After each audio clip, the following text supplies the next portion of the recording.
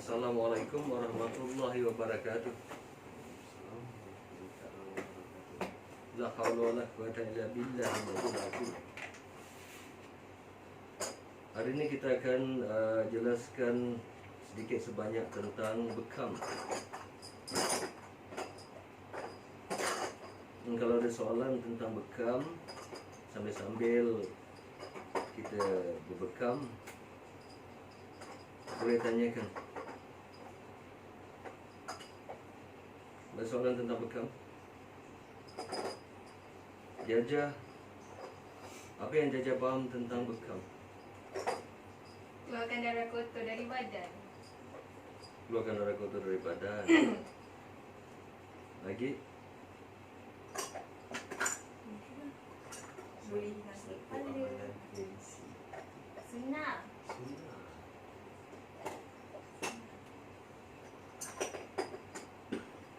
Satu amalan tradisi. Asyurul, apa yang Asyurul faham tentang bekam? Untuk buang penyakit. Lagi?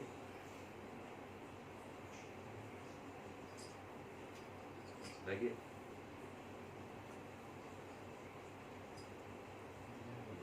Sesuai untuk semua peringkat umur kan? Bekam sebenarnya sesuai untuk semua peringkat umur. Sebenarnya kalau kata kita sembuh sebab bekam,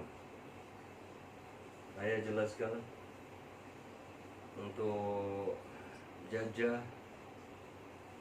untuk Asyirul, untuk Haikal. Sebenarnya kita, kalau kita sembuh kerana bekam, jelas kita sembuh kerana bekam, bukan kerana bekam tu hebat, bukan kerana kita hebat, bukan. Kita sembuh kerana bekam itu bukan saja satu sunnah, tapi ia satu perintah dari Allah Ta'ala. Ini ada firman yang disampaikan oleh para malaikat, oleh Jibril kepada Rasulullah, yakni Allah memerintahkan umatnya berbekam.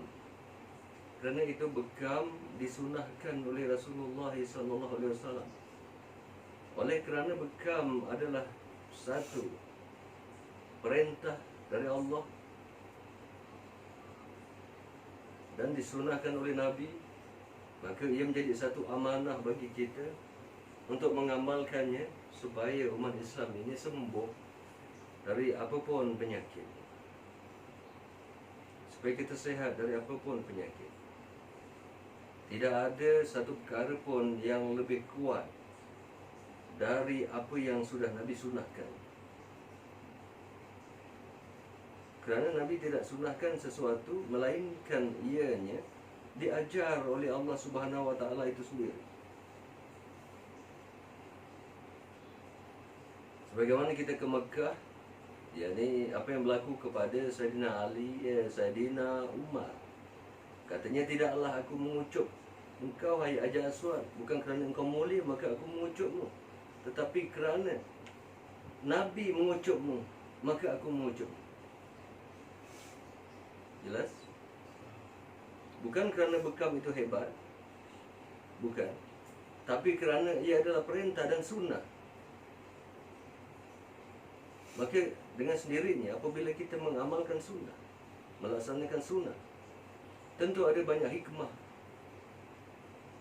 yang tak terfikir oleh akal kita yang dangkal, yang cetek. Jelas? Jelas? Jajah? Jelas?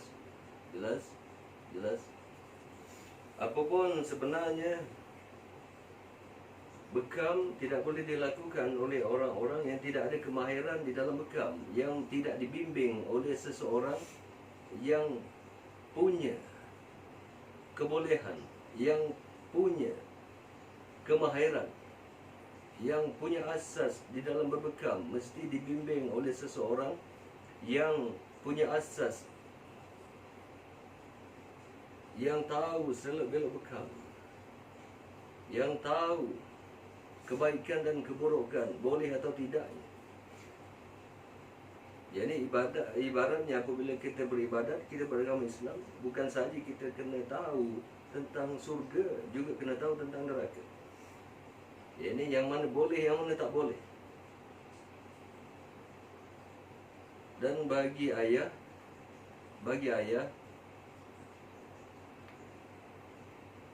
di dalam melaksanakan bekam, mesti kita dibentengi, ditunjukkan secara praktikal dan secara teori, dan melakukannya sendiri di mata seorang guru yang punya kemahiran, bukan sebarang-sebarang, bukan.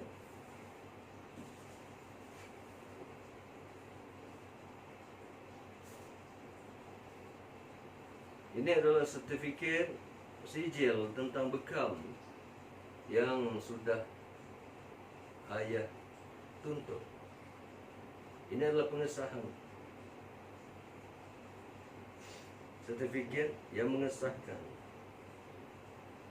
Dan jika ayah ajarkan ilmu tentang bekam, ayah memang punya sertifikat. Ayah memang punya sijil. Ini tentang bekam. Dan ini tentang akupanca.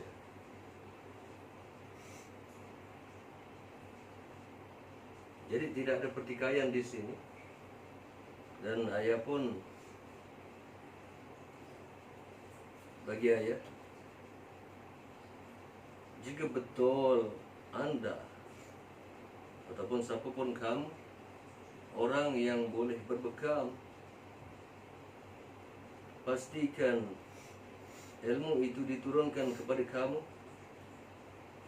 oleh sesiapa pun yang memiliki sertifikat. Bukan sekadar kamu belajar dari YouTube, kamu belajar dari Google, kamu belajar dari apapun tanpa seorang guru dan mengaku-aku kamu pakar di dalam bidang akupanca dan bekam. Bukan.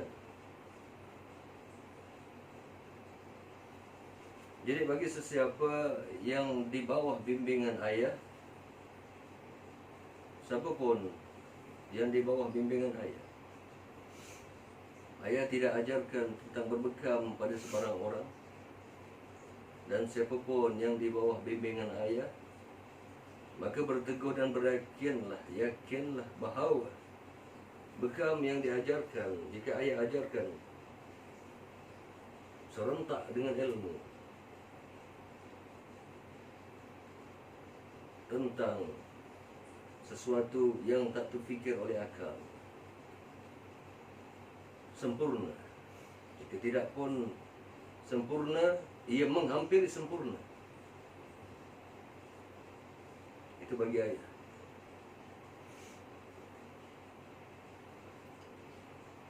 Maka jadi hari ini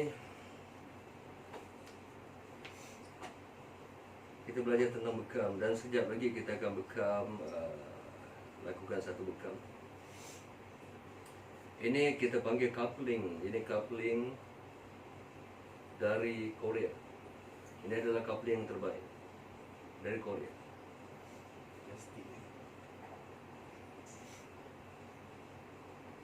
Coupling yang terbaik dari Korea. Ada yang lebih baik lagi, tapi ini memadai. Ini memadai bagi beda.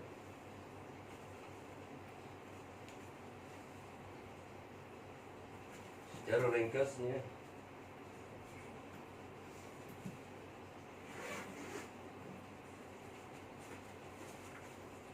seorang ahli bekam atau akupanca mesti memiliki alat untuk menguji tekanan darah. Ini untuk menguji tekanan darah.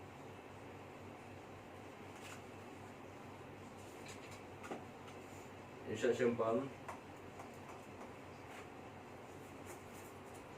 Ini alat akupanca. Ini jarum akupanca. Ada beberapa saiz mengikut keperluan. dikapas.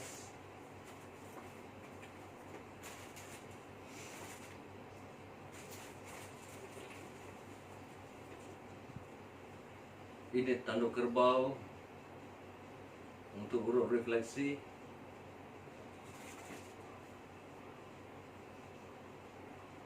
Ini alat refleksi. Ini pen untuk refleksi. Refleksi macam mana tu? Ini pen untuk refleksi di dalam akupuncture. Ini pen refleksi di dalam akupuncture. Seorang akupuncture pada kebiasaannya memiliki pen, menunjukkan dia seorang akupuncture.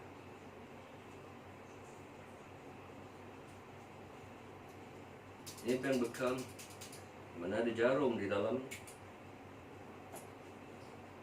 Ini juga pen bekam. Mengikut, tidaklah semestinya pen itu sama, tapi dia mengikut masing-masing punya diri. Ada orang suka pen yang merah, ada biru, ada kuning. Itu masing-masing.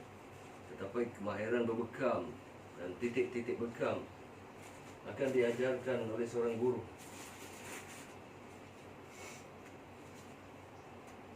Tentulah ilmu sehingga ke liang lahat. Jika dah sampai ke liang lahat, tak payahlah tuntut ilmu.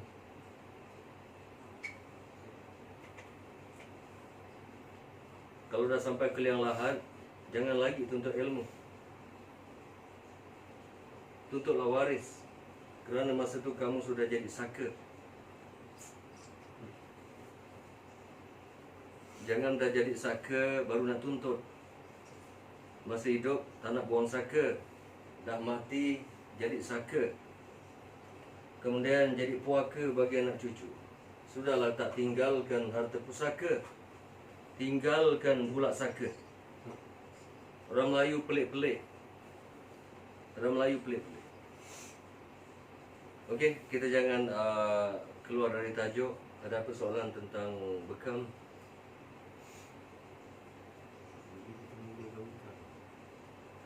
Ya, dia ada satu soalan. Bekam sakit tak ya? Kalau dikata, bagus soalan tu. Kalau dikatakan bekam sakit, oleh kerana bekam selalunya menggunakan jarum. Ini jarum ada terbahagi pada beberapa saiz. Soalan bekam adalah sakit sebenarnya. Pertama kita mesti fikirkan, orang yang sakit, jelas sakit sangat, dia datang bersama penyakit. Bila bekam, bila kita punch jarum, hilang sakitnya, timbul sakit jarum, bermakna dia sembuh. Betul? Sebab punya takut dengan jarum. Takut dengan jarum. Orang Melayu khususnya, kita tak cakap bangsa lain, orang Melayu khususnya, bengal 1 inci, bengal 1 inci, pakai rantai.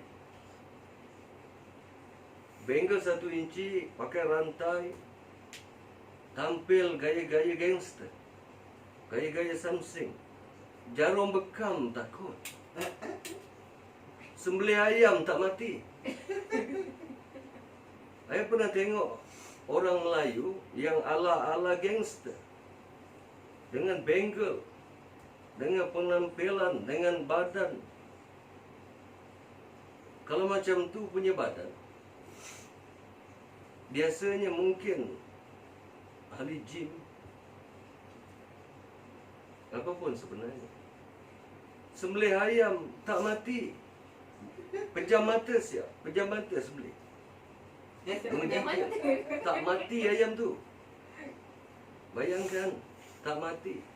Dengan jarum bekam, tengok jarum dah keluar kencing, takut. Jadi soalannya, bekam sakit atau tidak? Bagi ayah sebenarnya tidak ada apa-apa. Sebenarnya sekadar gigitan semua. Sebenarnya sekadar gigitan semua.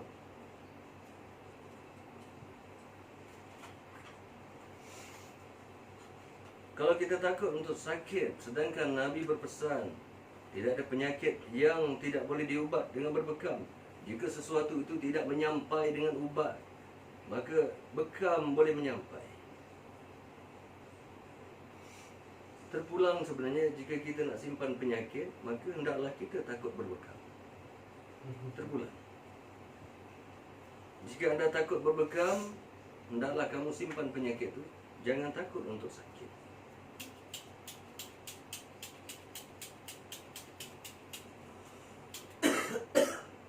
Apa sakitnya? Apa sakit? Apa sakit?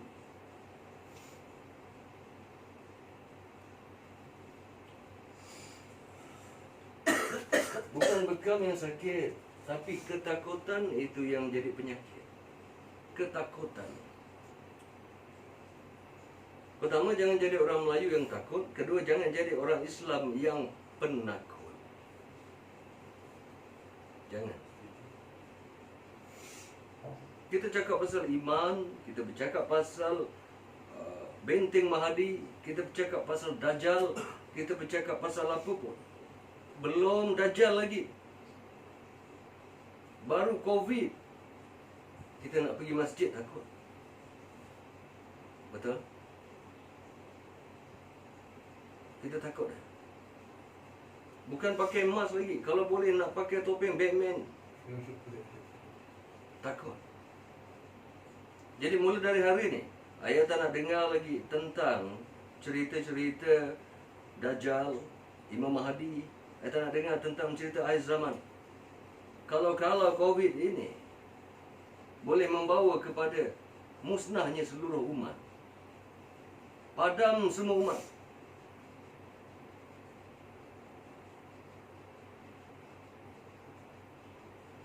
Dan saya tak nak dengar sebenarnya Covid ni cerita tentang dari Freemason, dari itu, dari ini. Saya tak peduli. Saya tak peduli dari Freemason ke, dari apa tu, Illuminati ke, dari Dajjal ke, dari apa, saya tak peduli.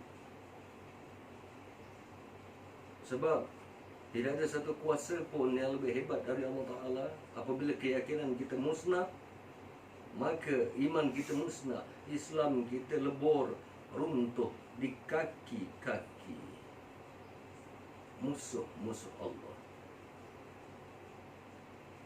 Jika Covid ini dari manusia, adakah iman kita akan lebur? Ayah percaya sebenarnya jika Covid-19 ini boleh diatasi,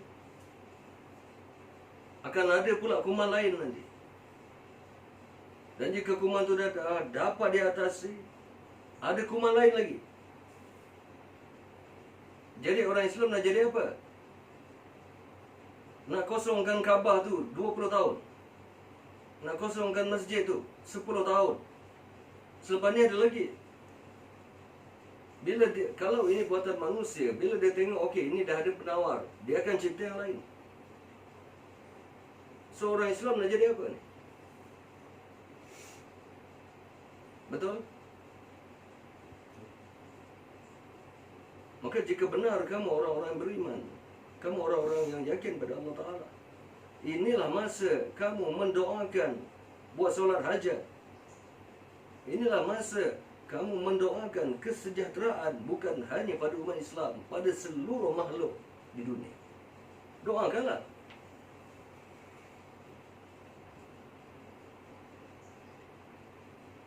Doakan seluruh makhluk supaya Allah lindung, Allah pelihara.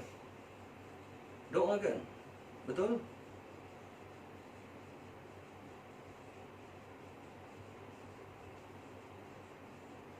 Ayah bagi tahu. Ayah bagi tahu. Sama ada nak terima atau tidak itu terpulang. Ayah tak pernah paksa untuk orang terima kebenaran. Dan jika ayah benar dalam satu perkara, kemudian dikatakan tidak benar, ayah juga tak akan berempat pulas untuk mengatakan, memperjuangkan ayah benar. Masa akan menentukan siapa benar, siapa salah. Cuba fikir. Virus COVID meresap dalam tubuh. Betul? Meresap dalam tubuh sama ada melalui udara, melalui apapun, whatever pun, masuk dalam tubuh. Dikatakan masuk dalam tubuh boleh masuk melalui udara. Bukan ke udara itu akan masuk ke dalam jantung, ke dalam paru-paru, bukan ke jantung itu akan mengepam darah. Betul? Bukan ke darah itu pergi ke seluruh tubuh. Betul? Bukan ke dengan berbekam itu kita akan keluarkan darah tu. Kalau tak boleh keluar 100%, 50% mungkin boleh keluar. Betul? Dan dengan semula jadi darah itu akan dicipta, akan keluarkan darah yang baru. Bukan ke darah yang baru, itu lebih kuat daripada darah yang lama tu. Maka sesiapa yang sudah dijangkiti COVID, maka buanglah darah tu, supaya darah yang masuk di dalam tubuh, di dalam jantung itu, jika bertoksit atau beracun atau bervirus, dia akan keluar dan dapat darah yang baru, yang lebih baik mungkin, yang lebih kuat mungkin daya tahannya. Dan kita sertakan dengan ubat-ubat mengikut amanah sunnah Rasulullah SAW, makanan-makanan yang Nabi sunnah, bahan-bahan semula jadi yang Allah cipta. Betul? Kerana ia meresap di dalam diri, mengalir ikut darah, pergi ke seluruh saraf. Dia mengatakan tentang darah meresap di dalam tubuh, di dalam saraf. Why not you tak buang darah tu? Darah yang dah kotor, yang sudah berkuman, sudah bervirus, kenapa tak buang? Proses darah baru. Supaya kita dapat proses darah yang baru. Adakah perubatan yang lebih baik selain dari sunnah? Adakah? Sunnah itu mengatasi semua. Ayah sentuh tentang jajah dengar. Jajah dengar, Haikal dengar. Ayah selalu dengar. Zaman Rasulullah SAW. Dengar? Kita kata COVID-19 meracuni, menjadi racun, menjadi virus di dalam saraf. Betul atau tak betul? Betul? Menjadi racun di dalam saraf. Pada zaman para sahabat, pada zaman Sayyidina Hasan, Sayyidina Husain, pada zaman para sahabat dulu, musuh-musuh Allah, orang-orang Yahudi, orang-orang Israel, orang-orang Majusi mencipta racun. Pada zaman Muawiyah, permainan racun sudah bermula. Racun itu diletakkan di dalam makanan, dan sesiapa yang terbakar racun itu, dengan segera setiap roma keluar darah. Tak berapa jam mati. Sekurang-kurangnya COVID ambil 40 hari. Betul? Mana lebih ganas? Zaman Rasulullah dulu, zaman para sahabat dulu, atau racun yang ada sekarang? Zaman sahabat dulu. Dan bagaimana Nabi kata untuk membunuh racun di dalam diri? Bagaimana jika termakan racun? Bukan ke COVID ini ibarat racun yang meresap di dalam diri? Toksik. Berat-toksik. Nabi pesan apa? Makan bawang merah, bawang kecil 7 butir. Maka akan mati semua racun di dalam diri. Why orang kita tak kembali kepada air kelapa yang boleh mematikan semua racun dalam diri? Why tak kembali kepada bawang merah? Why tak kembali kepada berbekam? Berapa banyak makanan sunnah Nabi untuk menentang virus-virus yang ada.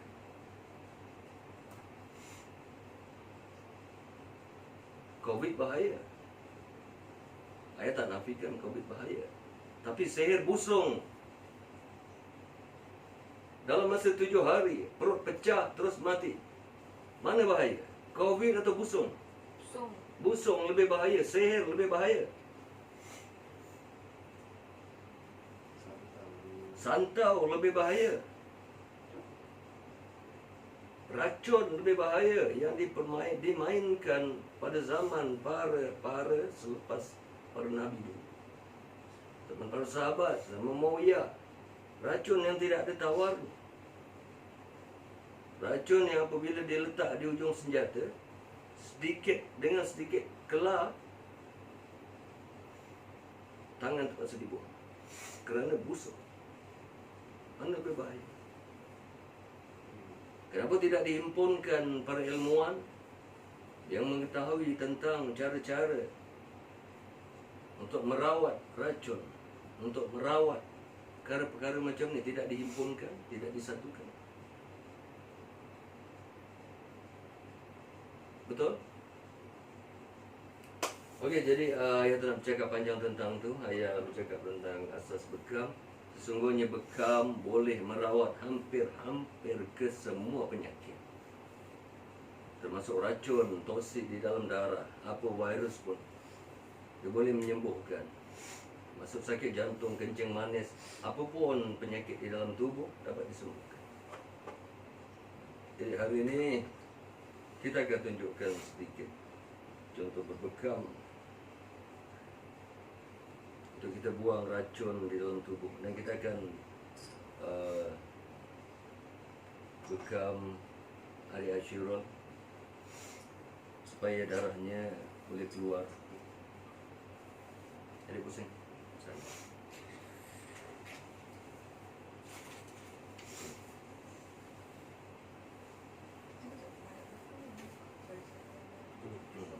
Pusing siap. Okey, ayah ada di sana. Adik pengarah sana. Okey. Okey, situ. Jadi Jajah dengan Haikal tengok, tolong, ya. Kemana tu?